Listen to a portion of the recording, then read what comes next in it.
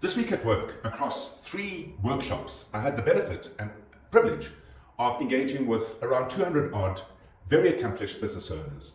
All have achieved significant success in their businesses, in financial terms. So let's set that aside, because when money is not the driver, what is? And through that process, what emerged was an appetite to be able to take what they have already built and double it up, treble it up, quadruple it up. It goes all against the societal norms of saying, well, go and retire. You've worked hard, you've achieved what you've achieved. How much is enough? Don't be greedy. It has nothing to do with greed. It has everything to do with passion and purpose. It has everything to do with the meaning you get out of work in something that you have created, sustained, cared for, and the idea that it can be more raises the specter of achievement to a fundamentally different level. There's something really beautiful about that, because energy comes from those big ideas. It doesn't come from the past. And within that, the frustrations began to appear, because the 2 things you need in order to get a business from one level to its next at a significant level is time and attention. And through the process, we had a big debate around what guides our time and attention. And there were 3 outcomes. The first is, in very few instances, certain of the business owners performed a ritual. Now, ritual is deeply conscious, it's thoughtful, it's considered, it's practiced with a present state of mind, and it is willfully driven.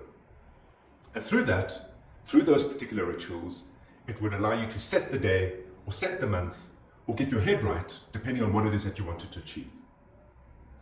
Following on from that was routine.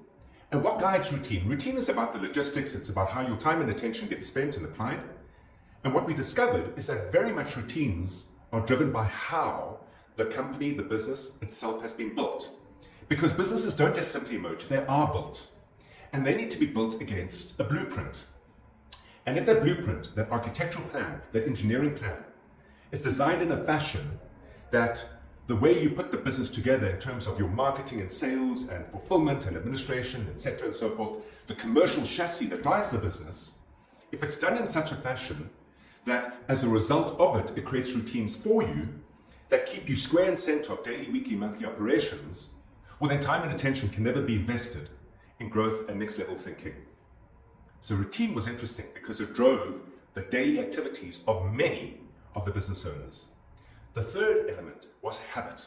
And here's the challenge with the habit. A habit often becomes unconscious. You don't even realize you are behaving in a certain way, and you've always done so because it's a habit. And what designed the habit, what created the habit? What created the habit often lies in the road you have traveled to get from where you started to where you are today. So your habits have gotten you what you have, and what you have is something you want to take to the next level, which means you need to fundamentally change a habit. And can you change a habit? There's a lot of popular culture and thinking that habits can be changed. And I'm arguing that to change a habit alone, without having the constant nagging pressure of an intervention, whether it be weekly, whether it be monthly, it's near impossible. Being willful is not enough.